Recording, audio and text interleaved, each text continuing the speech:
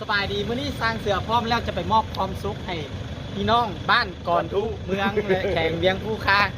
ตอนนี้ทางที่งานสร้างเสือเตรียมรถที่ว่าไปรับเครื่องบริจาคมาจากพ่อแม่พี่น้องประชาชน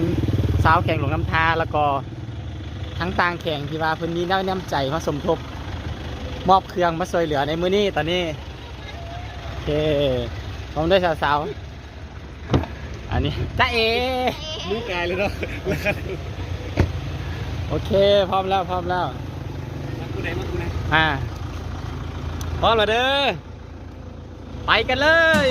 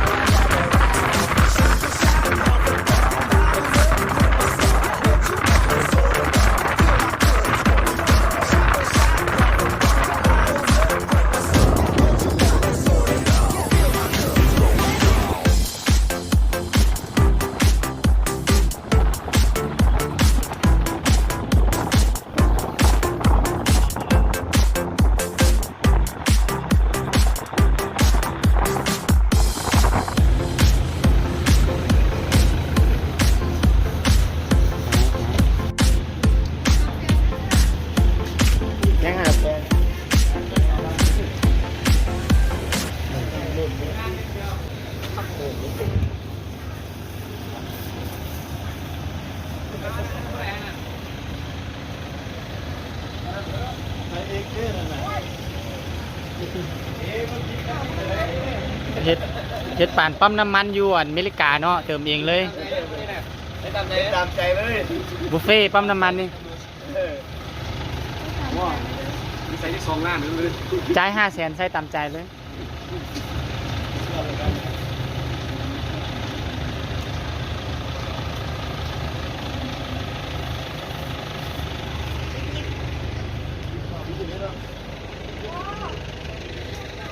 หมูอยู่บ่แก้วจะทายหูมเจ้านี่เน็ตไอเดียวดอก เปิดห้านแน่ลงขนม ว่าโทรหาก็ได้ ไอ้เฮ็ด ใส่น้องน้ำ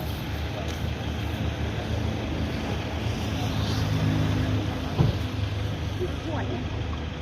จอดกินข้าวกินน้ำมันจะนี่ก่อน ครับผมใจด้วย ได้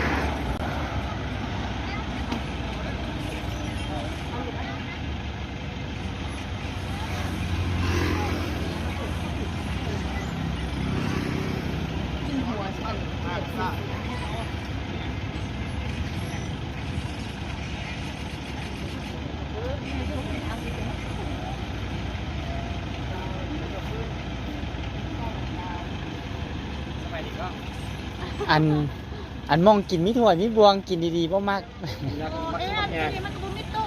นี่บ้านนั้นกำลังแต่งโต๊ะอยู่ เอาไก่จักบั ซื้อเลยนะน้ำไม่ รับประทานอาหารในระหว่าง วันดีกินในกระแสต้องกินทุกกินยากันเลยจะมาถึงแซ่บ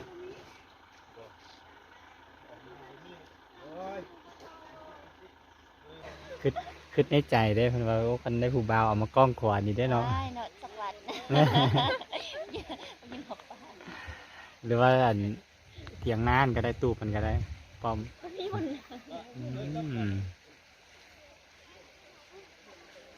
คือในใจมันจะรุนแรงกับกูบ่นี่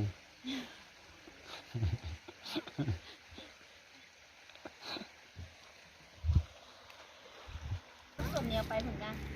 ล้างไฟ สั่งเสียนางวะ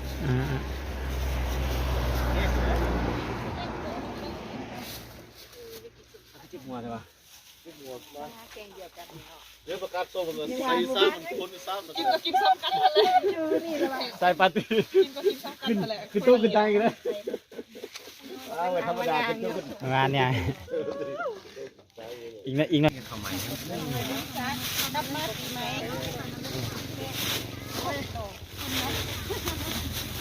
อันนี้วาง 400 ล้าน ทำบุญ เอาแล้วบัดนี้ข่าวบัดนี้นะไม่ทางไหวตัวทางของไทย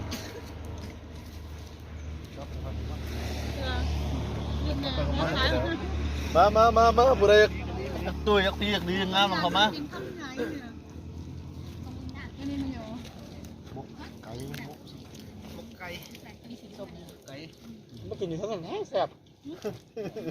ใหญ่เมื่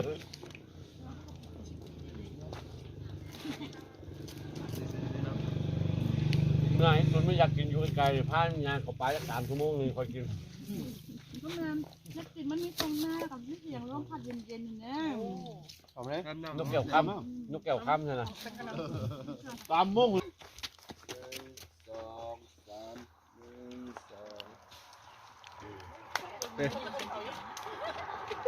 2 หอดยามถ่ายหูใส่กระดุกหมดกินข้าว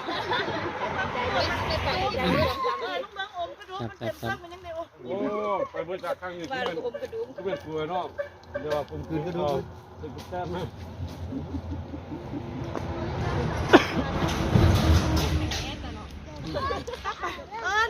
ไปเรียนแถวนั้น มาทำกัน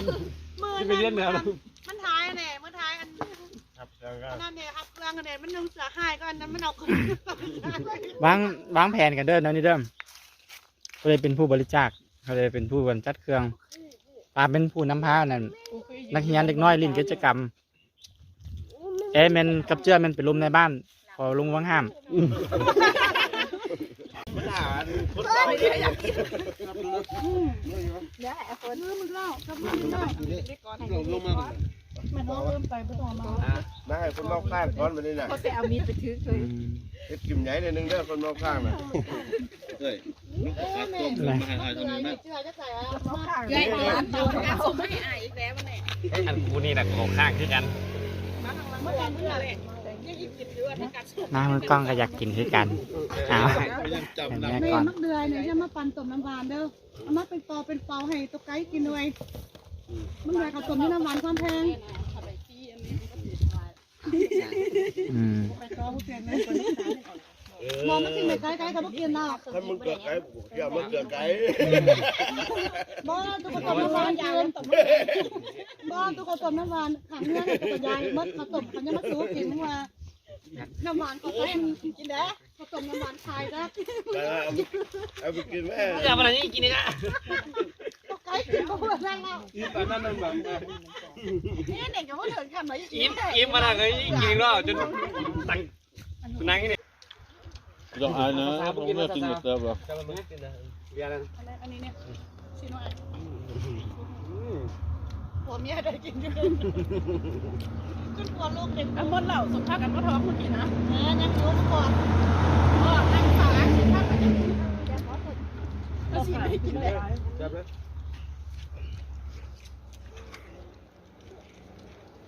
นี่ตะกี้ผมฟื้นบ่มันลอยนี่ เดี๋ยวโน่นี่นายไปเอา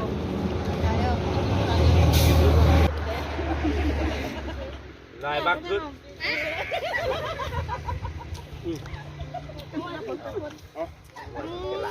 กินแม่ไอ้ก็น้องก็ยกไอ้ มันกำลังโผงนะ ยินดีนะเขายินดี ยังเป็นครูด้วยด้วยมึงนั่งเรียนกู มัน เลย กำลังโผงนะ Bawaหัวไปเลย นี่เลยกูนั่งแล้วมึงไหลมึงกิน บ้านเหนื่อยใจอ่ะ ลงแล้วมันดันกูนั่งแล้วนั่งกินกูยืนกินเธอตั้งนาน เนี่ยพ่อแม่กูได้ยิ้มก็ได้ เกี่ยวหมดมือนี่พอมาเห็นมุก ยืนกินมันให้ลงใจเลยขนาดคนนั่งหยอกไปทั้งบ้านยืน เห็นเขาตำเท่าตำเนี่ยเขา ยืนกินใส่ซื้อเลยจ้ะ เดี๋ยวมันสลายเขากินหายไปเลย โอ้ยเมื่อตำเนื้ออะไรพวกเราอายกัน มึงยังอายอยู่อ่ะ อันขอนี่เนี่ยกับเสว่าหนึ่งไซส์ในรถกันยันยักษ์ อ้าวแม่งถ่ายชะงอนอยู่ มีกล่องด้วย จะไปให้ก็ไปมาเป็นแรงๆมาเฮือนเขานุ่งเครื่องไม้มดตุ้มเลยนุ่มมากันไหนใจ เอาใส่หอบ เรือนั่นนะเรือหอกขึ้นกัน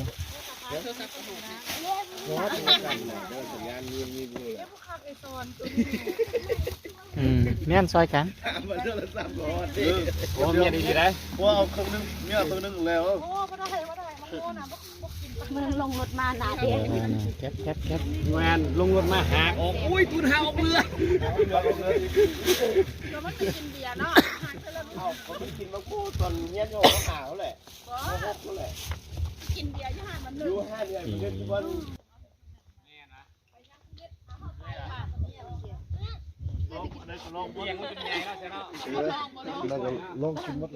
มึงใครแดงๆก็ร้องเลยร้องมดอย่าพิมพ์ก็ร้องอย่าเส้นในโลกในใดได้ เขาให้ลกนกอะไรก็จะด่าได้ โอ้ยชอบเราได้ No matter where you go, no matter if you're fast, no matter if you're slow, you finally understand that the cry in the morning,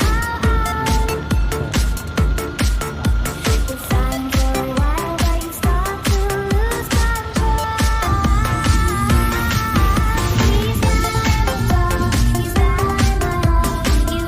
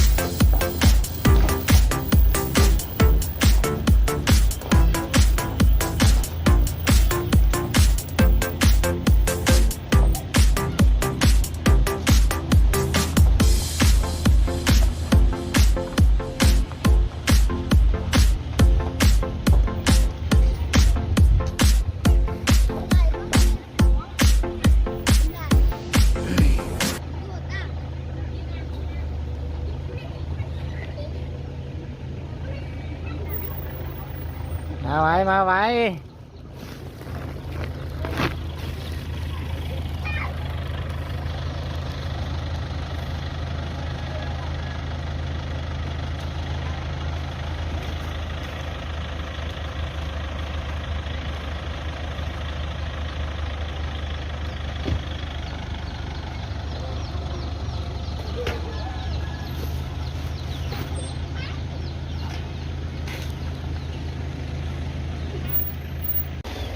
ทีมงานของพวกเขามาฮอดมาถึงเรียบร้อยก่อนจะมาได้เป็นสภาพแต่ละคน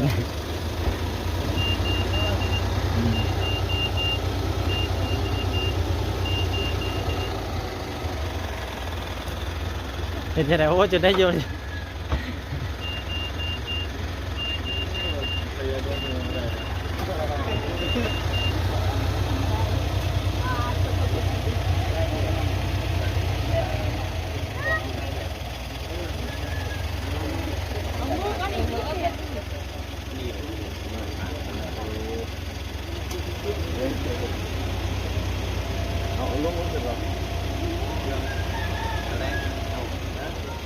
ไปพุ่นเนาะไป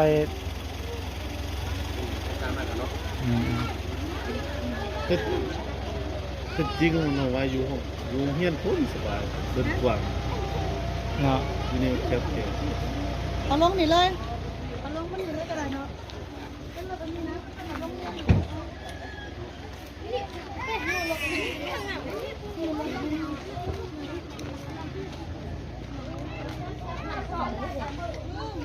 มาไว้มาไว้มาเอาเครื่องไว้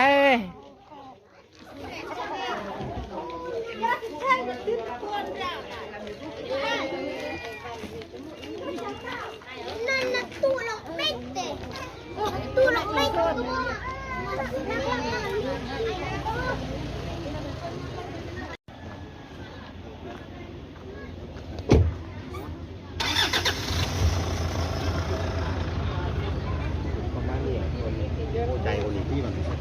เจริญปะเนี่ยโอ้ทำกันนี่แหละทำกัน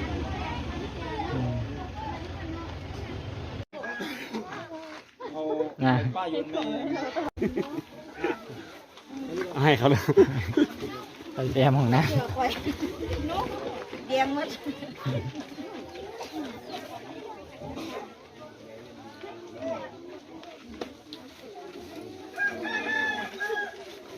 ไปเดี๋ยวอาสา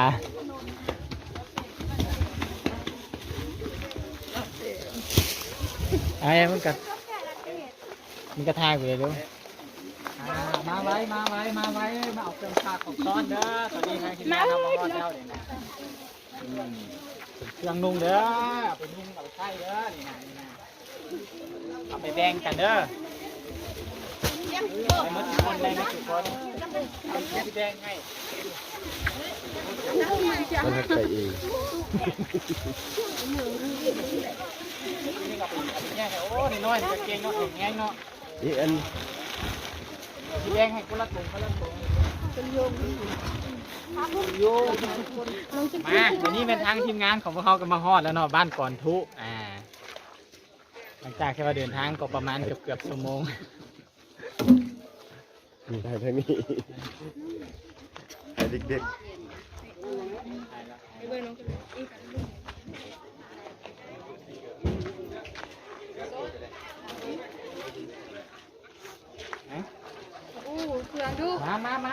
มาไว้มาเอาเครื่องมาเอาเครื่อง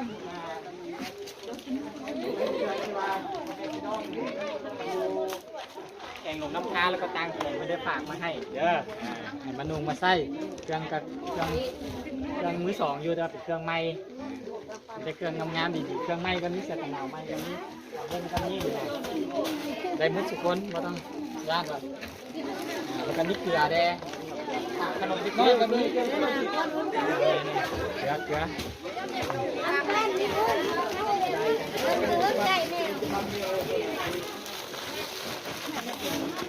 อย่างไปนั่นเดียวด้วยเลยที่นั่ง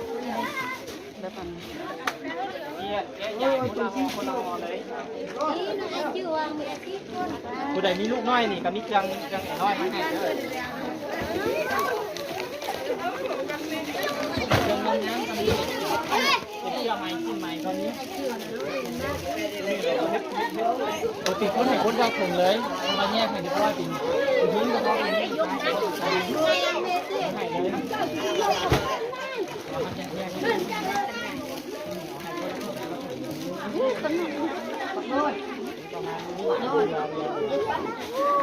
น้องย่านว่าได้หมดทุกคนได้หมดทุกคนมาฮอดมาถึงแล้วเนาะเครื่องฝากของต้อนจากพ่อแม่พี่น้องอยู่แข่งหลวงน้ำท้าแล้วก็ตั้งแข่งแล้วก็ผู้ใจบุญทั้งหลายที่ว่าขอบใจหลายๆที่ว่าฝากมาให้เด็กน้อยไม่ได้